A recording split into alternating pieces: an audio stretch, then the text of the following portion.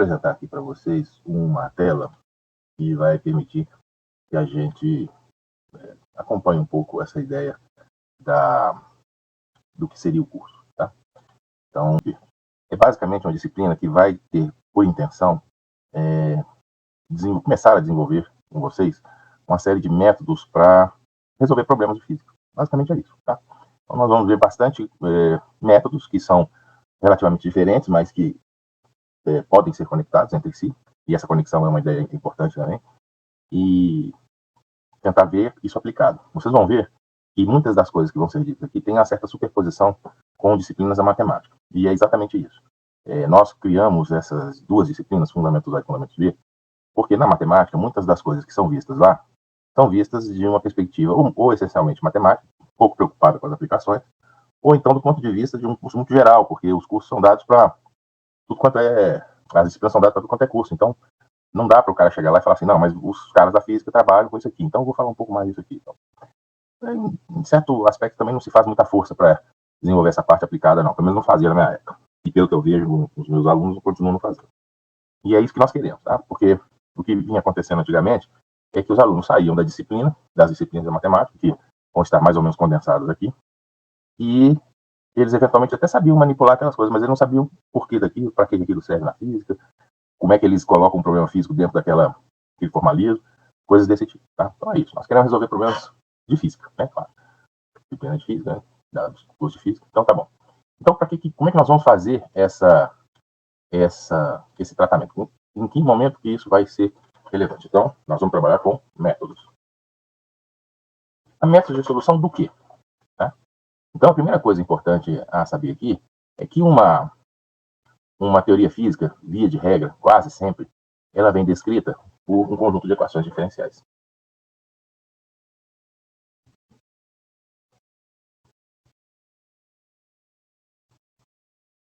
Tá? Então, os nossos métodos vão ser métodos que vão, de alguma forma, se relacionar com equações diferenciais. Então, para dar um exemplo, vou dar um exemplozinho bem rapidinho aqui. Deixa eu ver como é que eu coloco um exemplo aqui. Vou colocar um exemplo aqui, Cláudio. Um exemplo seria... Como é que eu faço? Fazer assim. Um exemplo, então, seria as equações de Newton. Né? Você sabe que as equações de Newton são equações diferenciais. Mas quem não souber o que é uma equação diferencial, me para. Tá? Quem não souber qualquer conceito que eu falar, pode me parar a qualquer momento. Tá? Mas quando você escreve que F é igual a MA, bem simplesinho, tá? Não tem como colocar vetor, essas coisas aqui, não vou me preocupar com isso não, tá? Então, na verdade, você está dizendo que é M, D2, não sei se tem super escrito aqui, D2x, DT2. Ou tem super escrito aqui. Se tiver, ajuda. Não. Tem. D2x, DT2. Ok. Então, é uma equação que envolve derivadas. Portanto, equação diferencial. Tá certo? Então, equação diferencial nada mais é que uma equação que não envolve apenas a função, no caso aqui seria x, mas derivadas dessa função. Então, é isso. Tá? Acontece que existem outras teorias na física que também trazem esses elementos, e são teorias, e eu vou falar desse conceito mais à frente, são teorias que falam de coisas chamadas campos vetoriais. Essas teorias de campo, elas expressam a física não a partir de forças, etc., mas de campos. Por exemplo, a teoria eletromagnética. A teoria eletromagnética vai falar dos campos elétrico e magnético. Você pode também ter a gravitação. A gravitação também é uma teoria, tipo, minha gravitação newtoniana. Ela também é uma teoria de campo, e ela fala da gravidade como um campo vetorial. Né? E o que é um campo vetorial? Eu puxei aqui, não sei se está aqui, ou se eu já apaguei. Eu acho que eu apaguei a página. Então, peraí. Vou chamar de novo. É um campo vetorial. Campo vetorial.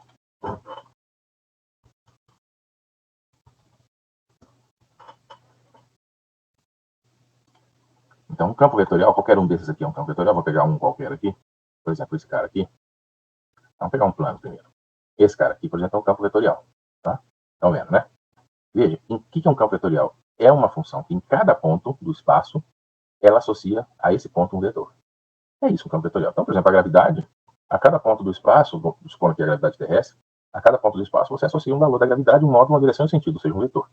Então, com isso, você tem um campo vetorial chamado gravidade. O que poderia representar, por exemplo, um movimento de um campo magnético em torno de um fio, por exemplo. E aí você tem aqui um campo vetorial chamado campo magnético, e associa a cada ponto do espaço um vetorzinho de campo. Tá? Aqui não seria exatamente campo magnético, não é parecido. Você pode ter em outras áreas também, por exemplo, aqui. A geografia, provavelmente é. Esse aqui é o vento, né? Velocidade do vento. Velocidade é um conceito vetorial.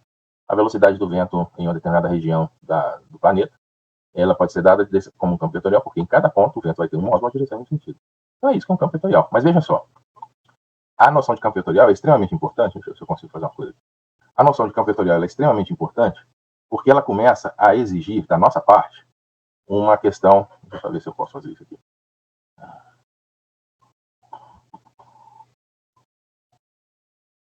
Eu pensei que eu talvez pudesse colocar uma imagem aqui dentro. Parece que até posso, só que fica uma coisa esquisita. Peraí, se eu puder melhorar isso aqui. Não, posso não. Deixa quieto, então. Eita, deixa quieto. Então você tem associado isso aqui à noção de campos vetoriais. Seria muito bom pôr uma imagem aqui, mas talvez eu consiga pôr a imagem de alguma outra maneira. Deixa eu ver aqui. Image. Peraí. Vou pegar o URL dela. Peraí.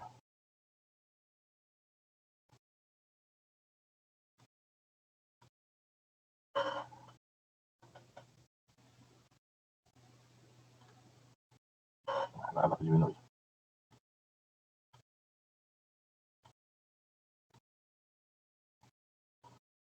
Então, em geral, você tem campos associados, né? Vou colocar isso aqui para trás, não sei se eu posso colocar isso para trás. Send to back. Isso, pronto. Então você tem uma teoria de campo aqui. Então você tem geografia, tem teoria de campo, geografia, só que eles não usam matemática para isso nem nada. Mas o que é mais importante nessa ideia que está aqui, isso é uma ideia importante, tá? É a noção de localidade. Quando você está falando de um campo, como essa definição de campo ela depende de uma posição, ou seja, em cada posição o campo tem uma característica, o conceito mais fundamental que está por trás aqui é o conceito de análise local. Tá? Então vou colocar isso aqui como sendo um troço super importante. Implica fazer uma análise local. Vamos colocar aqui local. Então você quer saber em que ponto do espaço, como o campo varia em determinado campo do espaço, ponto do espaço, tá bom? E aí, o elemento que você vai precisar de usar não é mais essa noção de derivada aqui. Porque como o seu sistema tem mais de uma dimensão, e ele é um campo que depende das posições do tempo, você vai ter que usar um novo elemento que tem a ver com a derivada, mas que não é a derivada, que talvez tenha sido comentado com vocês em Fundamentos A, eu quando dou Fundamentos A sempre comento isso, que são os operadores diferenciais. Professor. Pois não. Só uma observação. Eu acho que o pessoal da minha turma que está comigo, a gente não teve Fundamentos A no semestre passado, porque não teve professor. Aí, sei lá, eu acho que é uma informação válida para passar por cima. Entendi. Boa informação, tá? Porque isso implica que eu vou ter que fazer algumas adaptações. Tá, tudo bem. Mas estão conseguindo entender o que é campo vetorial, análise local? Conseguem entender isso? Sim, sim. Tá bom. Então, qualquer coisa vocês vão me parar, tá? Até para eu, agora, com essa informação, saber como é que eu posso proceder com vocês aqui de uma maneira que vocês não se percam, tá bom? Então, tá legal.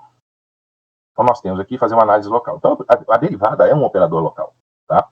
Lembra que a derivada é um limite de x mais de uma função em x mais Δx menos a função em x quando Δx vai para zero. Ou seja, você está querendo pegar ela naquele ponto. Isso é uma coisa local, tá? E aqui você também quer fazer essa análise local. Ocorre que essa análise local aqui, ela vai implicar no desenvolvimento de uma ideia que vai ser crucial para nós aqui no início, que nós já vamos tratar logo no início, tá? Que é a ideia de campos, de operadores diferenciais. Esses operadores diferenciais são vários, né? Tem 3 muito importantes, que são o gradiente, o divergente e o rotacional. E também o laplaciano, que é um derivado desses. Vocês não precisam saber, tá? Desses caras. Isso aqui é parte do curso. É parte integral do nosso curso, introduzir esses elementos. Quando eu dou Fundamentos A, eu já falo do gradiente, mas não tem essa necessidade, não. Tá? Então, por exemplo, quando você pega as equações de Maxwell, deixa eu escrever aqui as equações de Maxwell.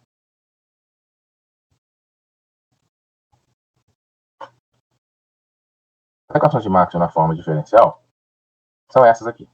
Este cara aqui, deixa eu colocar a imagem. Aqui. Pegar o endereço da imagem. Colocar aqui uma imagem. Como é que eu fiz mesmo? Colocar a imagem. Aqui. Tá? Então, este carinha aqui é o divergente, este carinha aqui é o rotacional, este carinha aqui divergente de novo, esse carinha aqui é o rotacional. Então, as equações de Maxwell, elas são escritas, na verdade, então, esse é um exemplo, tá? As equações de Maxwell são escritas na sua forma diferencial, ela tem uma forma integral também, isso é objeto do nosso primeira unidade, tá?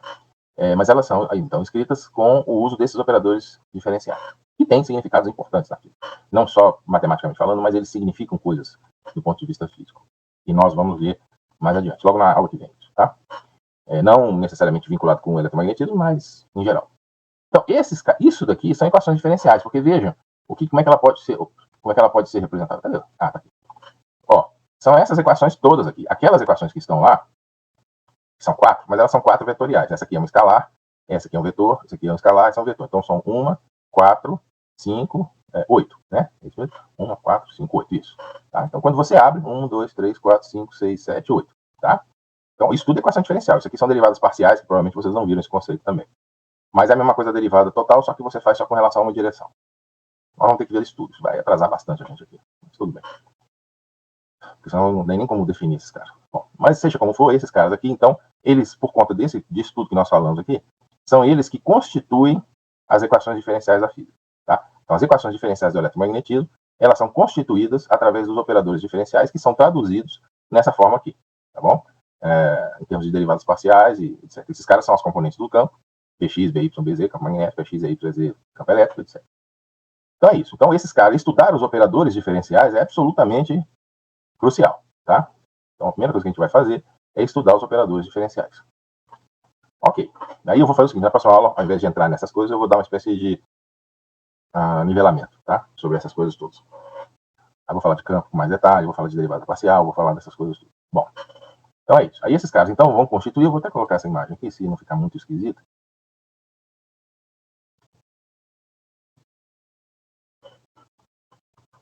Tá grande demais, eu acho que eu consigo dar uma diminuída aqui, de tal maneira que eu consigo fazer uma ligaçãozinha aqui entre esse cara, né? E essa, então, seria como são construídas as equações. Então, tem a teoria de campo. Essa teoria de campo ela exige uma análise local. Essa análise local é feita pelos chamados operadores diferenciais, que são operadores vetoriais também, e escalares, né, o divergente é escalar. E elas geram as leis fundamentais da física. Essas leis fundamentais são equações diferenciais, né? Tá aqui. E são essas equações diferenciais que nós queremos resolver. Tá bom? Então, tá bom. É isso que nós queremos fazer, resolver essas coisas, tá? Agora vem os chamados métodos, né? Então, que métodos eu vou utilizar? Então, você tem aqui alguns métodos possíveis. Então, a primeira coisa que eu tenho que fazer é definir esses objetos, tá? Então, o nosso passo seguinte, primeiro passo,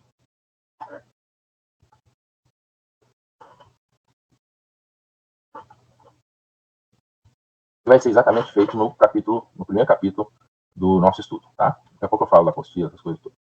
Então, isso aqui. A primeira coisa que a gente vai ter que fazer é definir esses operadores diferenciais para saber manipular com eles. Bom? Ok. Feito isso, nós agora podemos ir para essas equações que surgem de leis fundamentais dessa maneira aqui e obter as tais equações diferenciais. Então, passo 2, colocar aqui. Passo 2,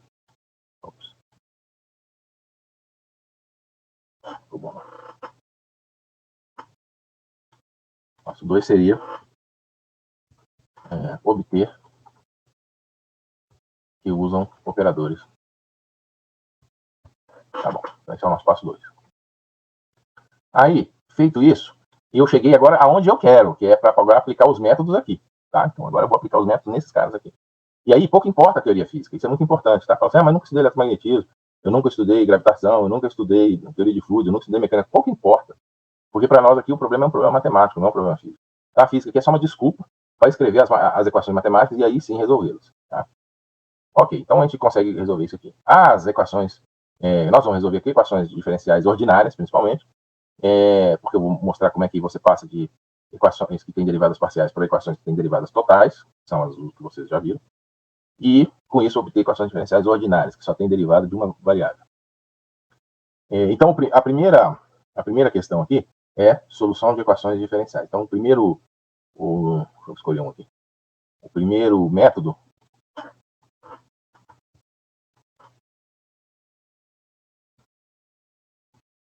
é resolução. Vocês vão ver isso em cálculo 2 também, tá? Então, é uma coisa que acontece, digamos assim, para e passo. Tá? Então, a primeira coisa que nós vamos fazer com relação ao método é solução de equações diferenciais ordinárias. Então, a gente vai mostrar como é que sai dessas equações aqui, que são diferenciais parciais, e chega em equações diferenciais ordinárias, que é o que a gente vai estar trabalhando primeiramente para responder, para resolver. Tá. Aí nós conseguimos, então, falar sobre esses métodos. Um outro método que vai ser trabalhado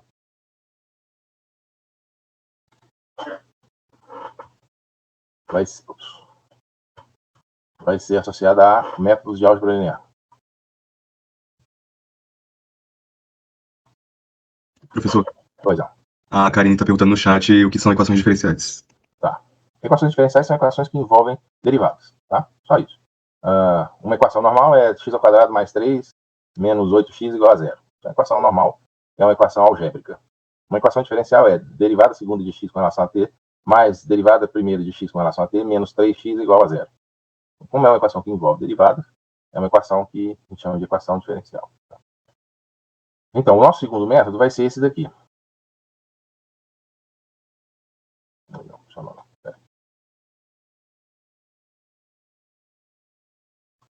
Como que eu faço aqui? Bom, por aqui.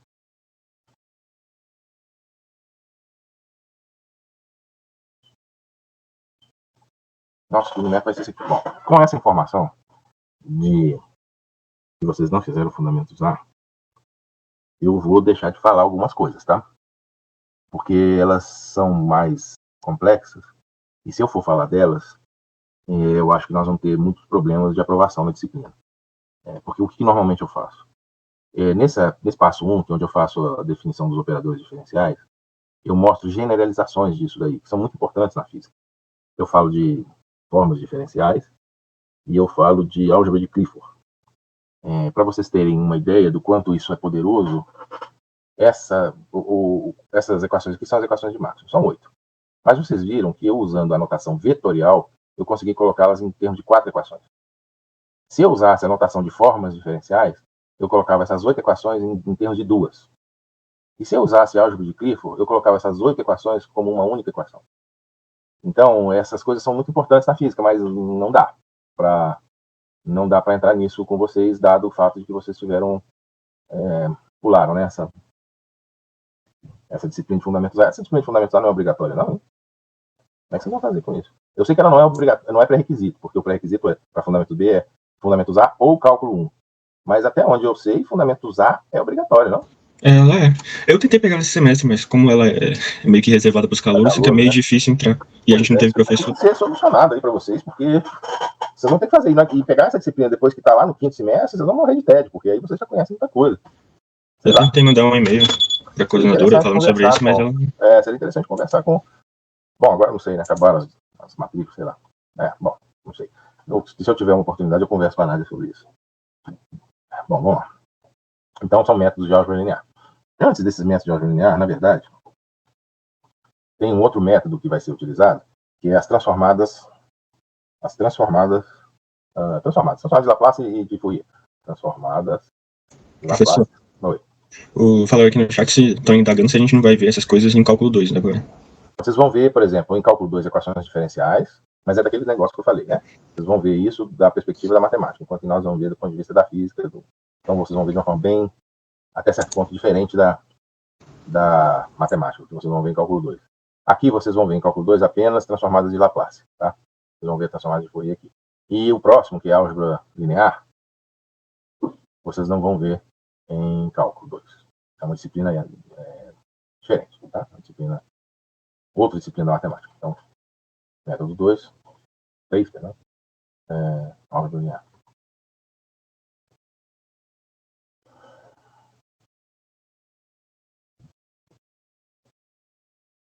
E é uma maneira bastante genérica e muito importante na física para se resolver problemas de física.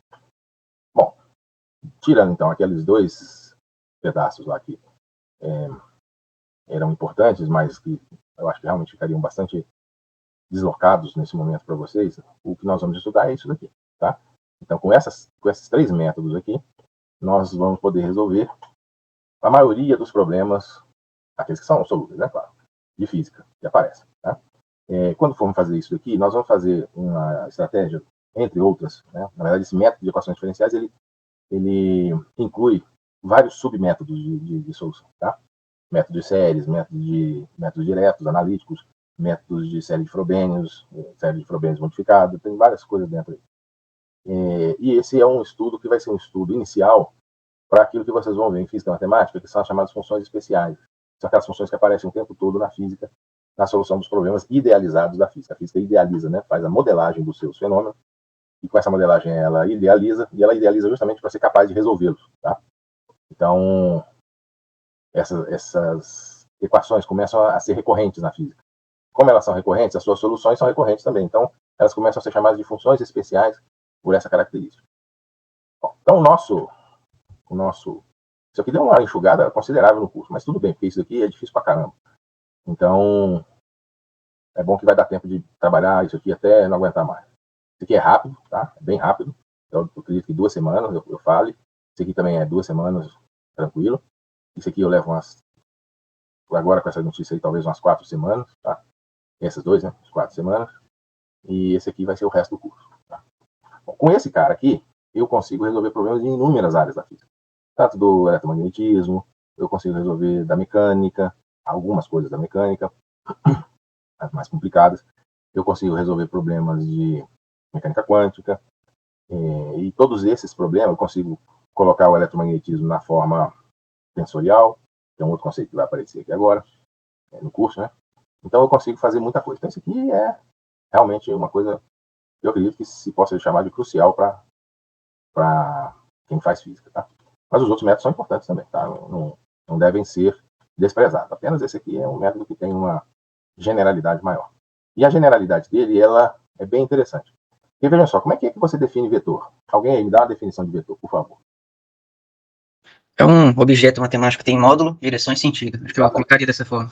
Exatamente, perfeita, definição perfeita. E aí é o seguinte, depois que você define isso, quer dizer, dizer só isso, para nós, você deu a definição correta, mas para nós que somos físicos e para os matemáticos também, acredito, ficar só na definição não adianta nada, porque você quer fazer coisas com os objetos matemáticos, né? E você quer, então, digamos assim, operar com esses objetos. Que é o fazer coisa em matemática, é operar, né? E você, então, quer operar com esses objetos e você precisa de definir para eles operações. Então, você tem algumas operações que você define entre os vetores. As operações são a operação de soma de vetor, né? Essas operações têm certas propriedades, daqui a pouco eu falo dela. E você tem a operação de multiplicação do vetor por um escalar. As operações de produto escalar e produto vetorial, deixa de lado, por enquanto, tá? Então, você tem a operação de adição de vetores e a operação de multiplicação de um vetor por escalar. Só que essas 2 operações, você quer que elas satisfaçam propriedades. Esse é o ponto importante. Então, tudo em matemática, eu sei que eu estou dando uma reduzida considerável aqui, mas vamos lá. Tudo em matemática depende dos seguintes passos. Você define um objeto e você define para esse objeto propriedades. Aí você obtém para essas propriedades desse objeto, né? Melhor ainda, você define um objeto, aí você define para esse objeto operações, e essas operações têm propriedades. E aí você agora consegue operar com os objetos para chegar em alguma coisa, tá? Uma solução de alguma equação, ou a própria expressão da equação, em termos desses objetos. Por exemplo, aqui na equação de Newton, você consegue expressar a equação de Newton como uma equação que depende dos objetos derivada, vetor, porque aquele x ali normalmente é um vetor, né? E do vetor f também, tá? Bom, e a mesma coisa com qualquer outra parte da física. Só que o que é interessante é que você pode virar isso de ponta cabeça. E esse é o fundamento disso que nós vamos estudar aqui, e é também a razão pela qual ele é muito abstrato. Porque ao invés de falar primeiro do objeto, você pode falar das propriedades e abstrair do objeto. Você diz o seguinte, olha, agora para mim, vetor vai ser uma coisa que pode ser somada, e que quando é somada, seja lá qual for a definição de soma que você quiser colocar, essa operação de soma vai ter as seguintes propriedades. Ela é associativa, ela é comutativa, ela tem elemento neutro, ela tem inverso aditivo, etc. E a operação de multiplicação por escalar, ela é distributiva, ela é associativa, ela tem elemento neutro, etc. Tem lá as propriedades. Vamos ver isso mais para frente. E aí você fala, só que você não falou do objeto, você disse só das propriedades. Então, se você me der um objeto em uma operação, eu consigo saber se esse objeto é ou não um vetor. Porque agora eu estou querendo só saber se ele satisfaz aquelas propriedades ou não. Então vamos pensar o seguinte: será que um polinômio de grau menor ou igual a 3, por exemplo, é um vetor? Parece estranho, né? Pelo que nós sabíamos o que um vetor é, né? Um polinômio certamente não tem módulo de direção e sentido nas nossas percepções habituais, tá? E de fato é. Porque define a soma de dois polinômios da maneira usual. A soma de dois polinômios é um polinômio? É. E é de grau menor ou igual a 3, por exemplo, né? Todos os polinômios são de grau menor a 3, né? Então, é um polinômio de grau menor ou igual a 3? É. Então a soma é fechada, né? Você soma dois objetos do seu conjunto e dá um objeto do conjunto. A soma é associativa? É. Ela é comutativa? É. Ela tem elemento neutro? Tem, o polinômio zero, né? 0x, tá? Ela tem inverso aditivo? Tem, é o menos px, tá? Você pode multiplicar um polinômio por um número? Pode, por escalar um número. Continua sendo polinômio? Continua. Aumenta o grau? Não. Então ele continua sendo um objeto do mesmo conjunto que é de polinômios de grau menor ou igual a 3. É fechado com relação a essa operação. Então multiplicar 3 vezes 1 vezes 3 vezes 2 vezes p é a mesma coisa que multiplicar 3 vezes 2 vezes p? É. Então ela é distributiva. Eu multiplicar e vou fazendo. E vai dar todas as propriedades. Então vejam só que agora, de acordo com essa definição, eu posso começar a tratar polinômios como vetores. E vocês vão ver que isso é o fundamento dessa parte toda aqui. Na mecânica quântica, deixa eu pegar uma equação aqui da mecânica quântica.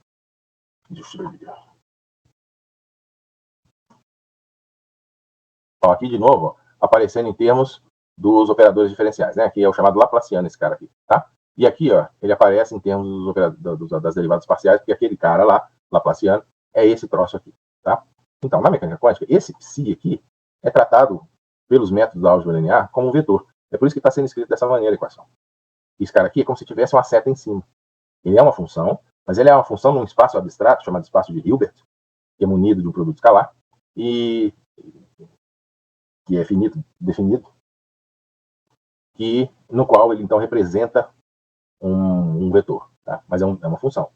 Então, essa generalização que eu me refiro aqui, ela é uma generalização que não é trivial para vocês. E aqui você faz muita demonstração, que é uma coisa que vocês têm dificuldade normalmente também, tá? Então, beleza, vai dar para usar bastante tempo nisso aqui. Tá lá. Essa parte que eu falo de formas diferenciais e álgebra de Clifford, que talvez seja a parte mais complicada do curso, ela não é essencial para o curso, ainda que ela mostre coisas muito bacanas a respeito dos operadores diferenciais e tudo, mas ela não é essencial para o curso. Então, com muita pena que eu retiro esse estudo do curso. Tá? Quem sabe lá no final, se tudo der certo, mais pouco provável, a gente consiga voltar nela. Sei lá. Tá, tudo bem. A gente joga com as armas que tem. Então esse aqui é o nosso curso, tá? Só que aqui tem coisa pra caramba, tá? Isso aí, obviamente, que é uma simplificação. Ei, professor. Pois não. Essa álgebra de Cliff é em qual matéria? Nenhuma. Esse é o ponto, tá? Vocês não têm isso em matéria nenhuma, nem da física, nem da matemática.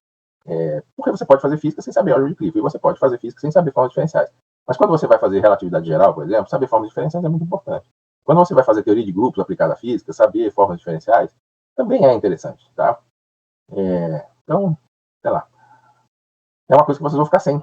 Aí vocês provavelmente, quando fizerem um PIBIC aí com algum professor que dá de uma área que demanda essas coisas, ele provavelmente vai querer ensinar isso para vocês. Tá? Você pode também indicar os materiais pra gente ver se consegue ver isso sozinho. Posso indicar. Nesse cara aqui, como nós vamos ter um tempo imenso para trabalhar com isso aqui, lá no final, eu retomo essas questões de formas diferenciais e álgebra de Clifford através de um produto, chamado produto Cunha, que é um produto geométrico que chama, e com isso eu consigo falar dessas duas coisas, só que num nível de abstração muito grande. Enquanto que quando eu falo com elas por aqui, eu estou falando num nível de abstração mais baixo. Mas talvez dê para falar disso, pelo menos nesse nível, talvez dê para falar disso. Talvez não seja nem ruim, não. É até um teste interessante para ver o que vai dar. Mas aí, geralmente, quando faço isso, eu faço sem cobrança de prova, tá?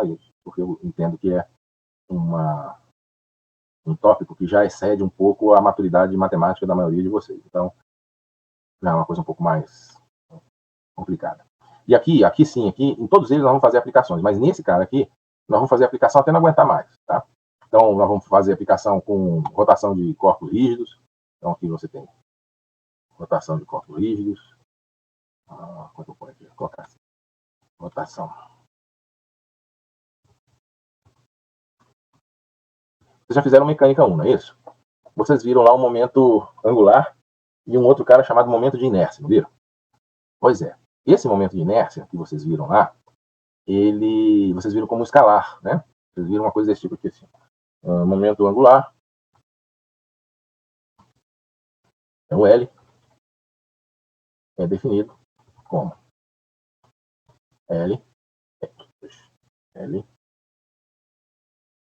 igual a I ômega. É mais ou menos assim que vocês viram em I, então, onde I é o momento de inércia. Ele aqui representado como um escalar. Mas vocês foram enganados em mecânica 1. Porque em mecânica 1, ele só é representado como um escalar porque você já selecionou o eixo para representar o momento de inércia de um corpo.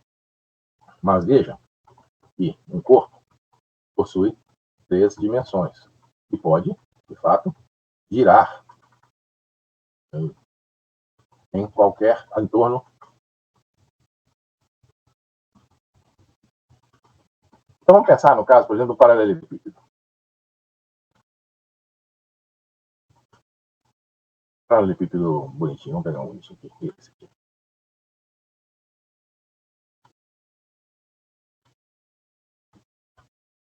Nós temos aqui um paralelepípedo. Veja só, esse paralelepípedo, ele na verdade tem muitas maneiras de você girá-lo, né? Você pode girar com relação a um eixo que passa aqui, ó. Eu não consigo desenhar isso aqui, tá? Mas eu poderia fazer o seguinte. Vamos lá pro Paint. E lá no Paint eu me resolvo. Você pode girar esse paralelepípedo com relação a este ponto aqui, a este eixo, tá? Com relação a este eixo, ou com relação a este eixo aqui. E como eles têm formas diferentes, ó, as faces, né? Cada um desses momentos de inércia vai ter um valor diferente. Então, você pode girar esse cara assim, em torno do eixo Y. Você pode girar ele assim, em torno do eixo Z. Claro que aqui é X, né?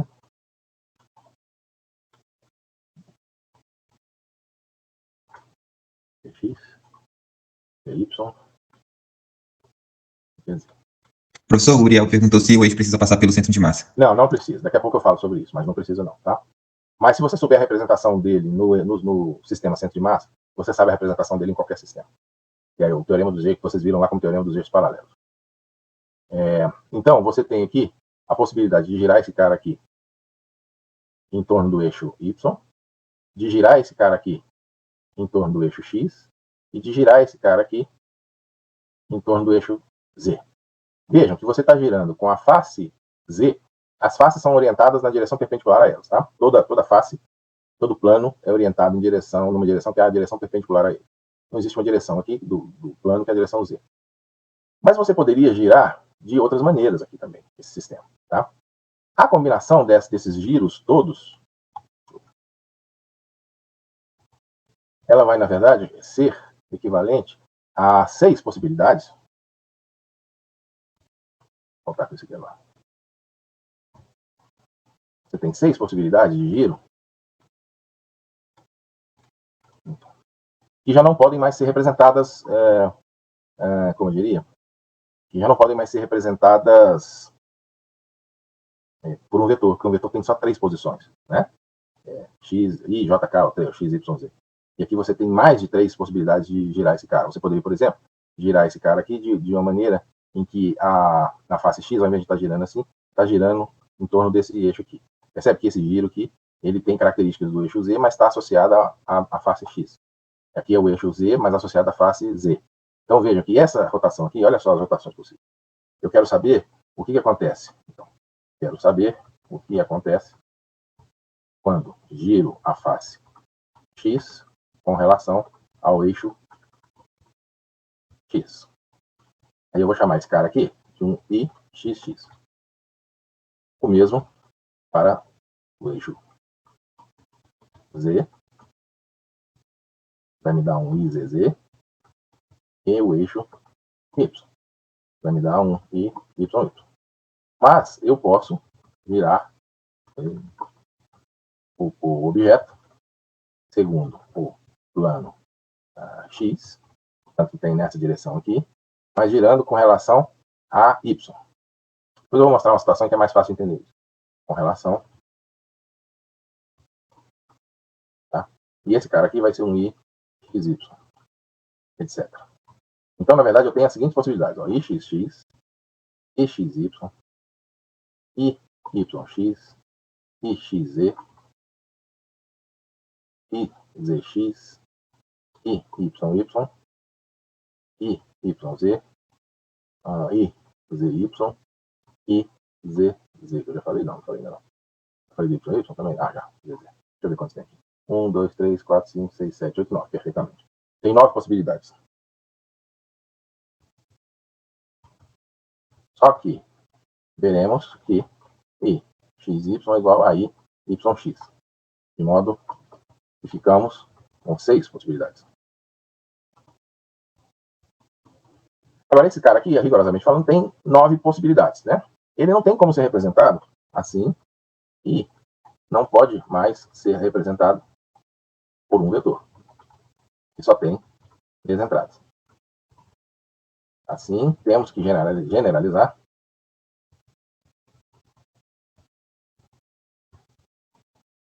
a tensores. Então, na verdade, o I, ele é uma coisa desse tipo, que assim, ó, a representação dele, isso vai ser visto com muito detalhe, tá? Não se preocupem, não. É isso aqui, ó. IXX, IXY, IYX, IYY, IXZ, IYZ. Vamos caber os 9, né? Obviamente. IZX, IZY, IZZ. Então, esse troço aqui, que eu vou passar a escrever de uma maneira um pouco diferente, ele é um tensor. E o momento angular passa a ser escrito na forma L, que é um vetor, continua sendo um vetor, é um pseudo-vetor, mas não importa para nós isso aqui agora, é igual ao I, produto escalar com ômega. Esse cara aqui é um tensor. Tá? E aí, o que o I faz? O I pega um vetor e leva em um vetor. Bom? Então, aí, é aqui que a gente entra nessa parte aqui, que é os métodos de álgebra linear que vão estar relacionados a essas transformações que levam vetores em vetores. Tá bom? Sendo que vetor, para nós, agora é uma coisa muito mais ampla. E aí nós vamos criar, então, esses métodos de tratamento. O primeiro deles vai ser aplicado em notação de corpos rígidos. O segundo, cadê? Sumiu? Ué. Isso, né? Só tem um desse aqui. Bom, tudo bem. Vou copiar e colar. A outra aplicação vai ser equação, sistemas de equações lineares de grau n. Uma outra aplicação vai ser na solução da equação de Schrödinger da mecânica quântica.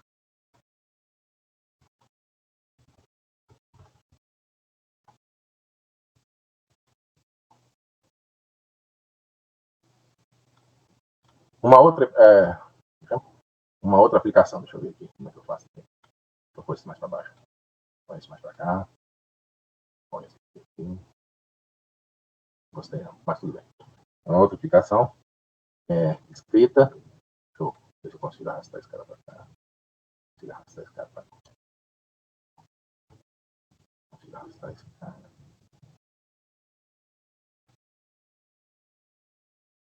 Para cá. Whatever. Uma outra aplicação é reescrita da teoria eletromagnética, a forma tensorial.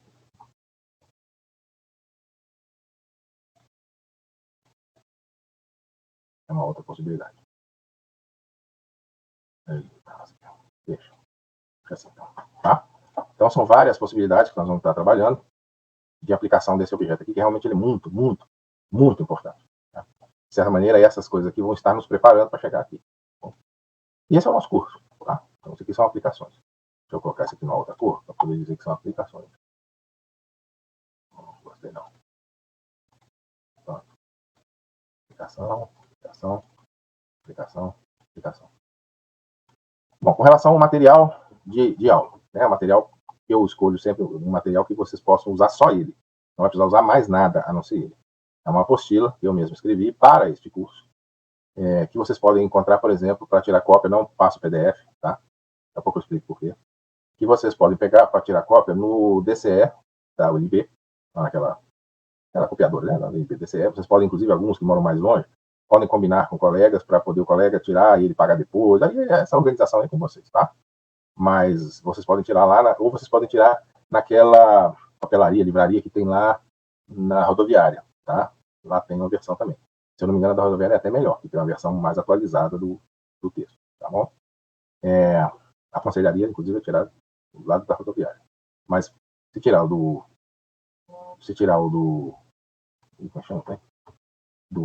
DCE, lá do NB, o DCE fica lá naquele seu BIM, né?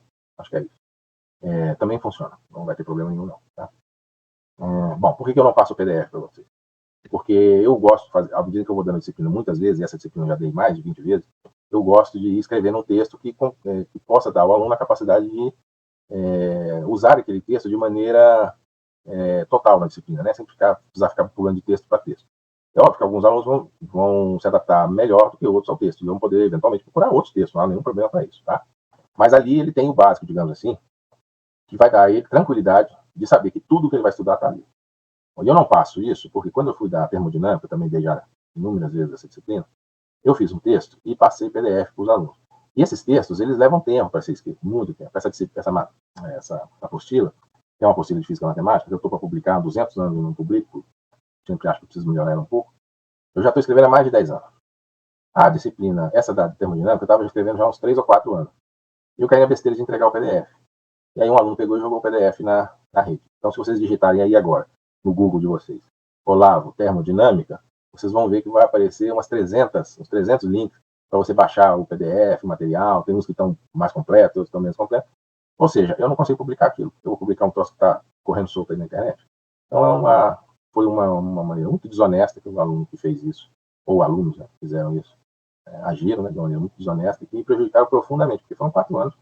E tudo bem, para mim, eu não fazia pensando em publicação só, nem nada, fazia para que os alunos tivessem esse material completo, como falei.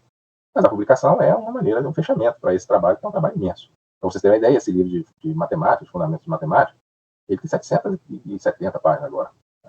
Então, né, leva tempo para escrever isso, você vai adaptando de semestre para semestre, e um cara com uma única apertar de um botão de upload, ele jogou 10, no caso, há 4 anos no lixo, no meu esforço. Então eu não passo PDF, eu não vou passar nunca PDF para nenhum de vocês, tá bom? Então quem quiser ter acesso ao material, vai poder ter esse acesso através das Xerox, ou lá do TCE, da UNB, ou preferencialmente pela papelaria lá da rodoviária, tá? E qual é a pasta? Meu nome, é só chegar lá e falar a pasta do Olavo. E lá no DCE tem fundamentos A e B. Aí tem que falar, né, fundamentos B, mas aí ele vai falar, tem 2 pastas aqui, é fundamentos B. Lá na rodoviária só tem fundamentos B, se eu não me engano. Mas aí é só falar, fundamento B, Olavo, tá? Ele acha lá. Então, é isso. Aquele grupo de WhatsApp, para finalizar essas orientações, aquele grupo de WhatsApp, ele é muito mais importante do que ele parece. Aquilo ali não é só para dar aviso, né, ou para colocar link de aula. Aquilo lá, ele é pensado da seguinte maneira: quando vocês forem estudar, vocês vão se deparar com questões mais complexas, que exigem um tempo maior e um espaço maior de consideração, e vão se deparar com dúvidas muito simples, que podem ser resolvidas de maneira quase que imediata e com pouco espaço de explicação e tudo mais. Mas que, se não forem resolvidas, atrapalham vocês. Vocês ficam, às vezes, de uma aula para outra, pode levar 6 dias, 5 dias, sei lá. 5 dias, se for de terça para sexta para quarta, né? Então vai ser, terça, quarta, nada isso. Enquanto que pelo WhatsApp, você poderia resolver essa dúvida em 5 segundos. Então não faz sentido isso. Para que vocês tenham um fluxo adequado de estudo, é muito importante que vocês leiam o texto e vão perguntando ali pelo WhatsApp à medida que as dúvidas forem surgindo, tá? Para que eu possa ir sanando essas dúvidas por ali também. Eu fiz uma análise no semestre passado, e os alunos que se saíram melhor no curso foram justamente aqueles que ficavam apurrinhando o tempo todo no WhatsApp. E é para isso mesmo aquilo lá. Aí uns de vocês têm uma coisa que, me desculpem, é profundamente ridículo, que é, eu tenho vergonha. Pô, você tem vergonha, cara? Tem vergonha de perguntar na universidade? Pelo amor de Deus, você tem vergonha de perguntar na universidade? Então não devia estar na universidade pública. Vai fazer a faculdade de Albert Einstein, claro, ninguém nem precisa te perguntar. Então, pelo amor de Deus, se algum de vocês ainda tem isso, se livra disso, porque isso é uma coisa que é melhor nem falar para ninguém, tá? Se você tem isso, não fala para ninguém, não. Fica com vergonha, não fala para ninguém, não, porque isso aí é uma coisa vergonhosa. Então vamos tentar, aqueles que têm, superar essa vergonha e se manifestar sempre que necessário. Não se necessário, não precisa. Vai também ficar falando por falar, não. mas inclusive para vocês também se manifestarem no sentido de tirar dúvida dos seus colegas também. Porque essa é uma possibilidade que o WhatsApp permite. Então você chega lá, o cara fala assim, eu não entendi essa passagem aqui. Aí um aluno que viu primeiro que eu, fala, não, acho que é isso aqui, ó. Aí, se for mesmo, não faz mais nada. Se não for, ou se não tivesse uma explicação apenas parcial, eu vou lá e completo a explicação. Então, não considerem o WhatsApp como um espaço apenas para mandar aviso, tá? Outra coisa, naquele WhatsApp não se fala de política. Eu não quero saber se o cara é bolsonarista, se é comunista, eu não estou nem aí para isso. Para mim, se ele é ateu, se ele acredita em Deus, eu não dou a mínima para isso. O que me interessa é que vocês aprendam os métodos de solução de equações diferenciais em física. Só. E como esse troço de política vive dando pano para manga, briga, não é uma boa ideia ficar falando disso ali. Se querem falar disso, vão falar em outro lugar. Aquilo ali é um espaço acadêmico, pedagógico, tá? Não é um espaço de manifestação política de espécie alguma. De espécie alguma. Eu não vou me manifestar, não vou mandar imagenzinha de, sei lá, de Bolsonaro fazendo motociata para poder promover o cara, nem de Bolsonaro com orelha de burro para dizer que ele é um idiota. Não vou fazer nada disso. E eu peço a vocês que também não façam nada disso. Vocês podem colocar avisos lá do tipo, vai ter um seminário assim, assim, assim. Beleza, aquele é um espaço acadêmico, vocês estão usando de forma acadêmica. Mas zero política lá. Tá? Por favor, zero religião. Pelo amor de Deus, zero religião ali também. Tá? Alguém queria fazer uma pergunta? Vamos fazer. É que perguntaram quanto fica mais ou menos a Xerox pra fazer. Ixi, pode ser, mas é quase 100 conto. Ok. Ali na rodoviária, eu me lembro que ficava um pouquinho menos de 100 reais, porque são muitas páginas, são 300 páginas, eu acho, um negócio assim.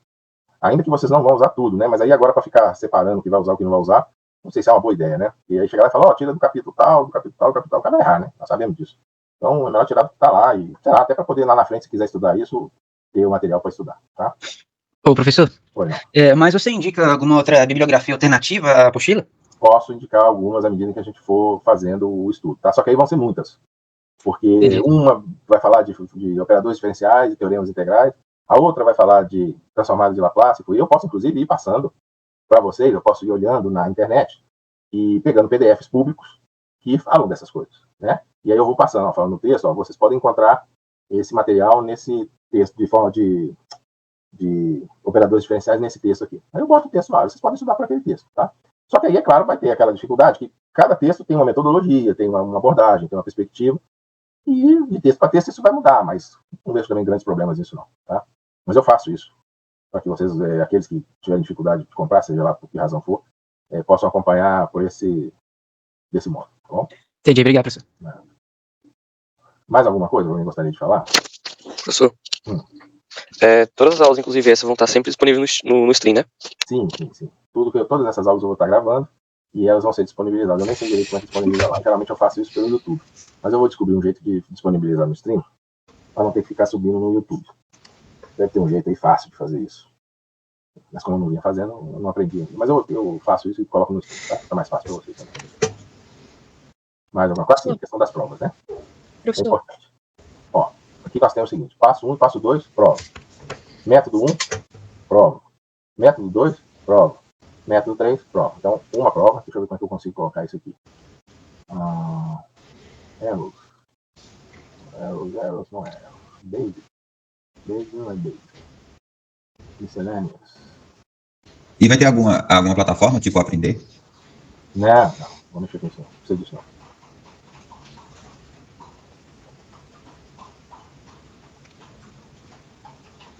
Pronto, aqui é a primeira prova, tá? Então, deixa eu colocar logo os troços aqui. Copiar. Aqui.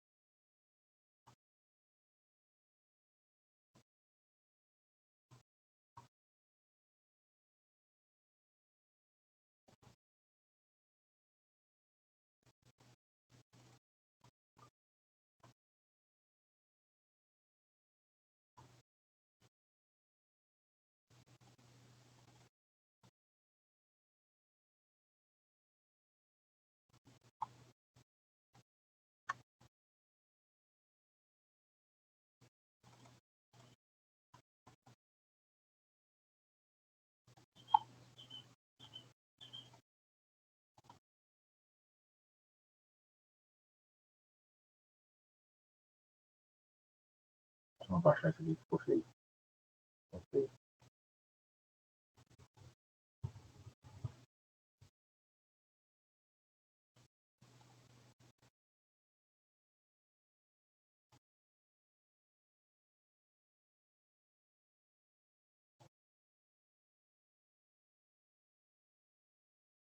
Pronto, é isso, tá?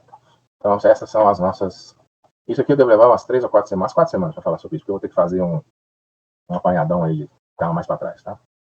E devo levar 2 ou 3 semanas para essa, 2 ou 3 semanas para essa. Então, 2 semanas para essa. Não, perdão, 2 semanas não. 3 aulas para essa, 1 semana e meia, 3 aulas para essa, 1 semana e meia.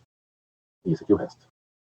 Mas não dá para falar assim, ó, nossa prova vai ser no dia tal, isso é impossível, tá? Porque vai depender do ritmo de vocês, tá? Ô, professor, e qual que é a duração dessas provas? Geralmente, essas provas eu entrego para vocês, por exemplo. Estava fazendo assim no semestre passado. Eu entrego na sexta-feira e vocês podem me devolver na segunda, tá? Então, Entendi. Esse tempo aí. Mas são quantas questões, em média? 4. Geralmente são 4 questões. Tá? Às vezes, quando eu quero, assim, pegar um detalhamento maior, né? Aí eu coloco umas 6 questões, mas aí as questões ficam mais diretas, né? Porque são mais questões, então eu vou mais no ponto, né? Aí elas ficam mais diretas. Mas normalmente são 4 a 6 questões. Nunca mais do que isso, não, tá? Até porque são muitos alunos, se eu colocar 6 questões, aí eu começo a não conseguir nem corrigir. Mais do que 6. E o senhor vai passar a lista de exercício pra gente treinar para essas provas? Sim, com toda certeza. Então. Tá? Isso aí, na verdade, todo o capítulo lá daquela apostila, e aí não tem problema. Quem quiser, tiver a apostila e quiser fazer um print das páginas de exercício, eu mesmo posso fazer a pedido. E colocar no grupo, não tem problema nenhum, pode colocar, tá? Mas todos os capítulos têm uma enormidade de exercícios para vocês fazerem. E eu aconselho vocês a fazerem todos. O primeiro capítulo, que é o primeiro que eu digo, é o capítulo 7 da apostila, tá? Ela começou no Fundamentos A, né? O primeiro capítulo desse semestre, que envolve esses 2 caras aqui, ele tem mais de 50 exercícios para fazer. Tem uns que você faz em 5 minutos, mas tem uns que você vai levar 2, 3 horas para fazer, tá? Então, eu aconselharia fazer todos. Esse de equações diferenciais tem lá uns 50, 60 exercícios também. Esse aqui tem menos, tá? Tem, sei lá, uns 20 só. E esse aqui, nossa, vai ter uns 60 também, tá? Então, problema de exercício com exercício não tem, tá? Tá tudo zerado lá, em termos de exercício. Dúvidas? Mais alguma? Então você só vai usar o Teams e o WhatsApp, professor? Teams e o WhatsApp são essas 2 ferramentas que nós vamos estar usando. Agora, se precisar de mais alguma coisa, eu incluo, não tem problema nenhum não, tá? Isso aí é uma questão de necessidade mesmo. E se tiver, não tem problema nenhum da gente adotar, né? Mas não vou ficar... eu não tenho nenhuma razão para usar o Moodle, porque no Moodle, o material que eu ia colocar no Moodle lá é o que eu vou colocar aqui. É uma apostila mesmo que eu escrevi.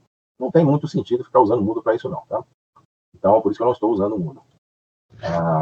E professor, e essas matérias que nós vamos aprender, qual área da física que está mais atual, que a gente pode usar isso? Em todas.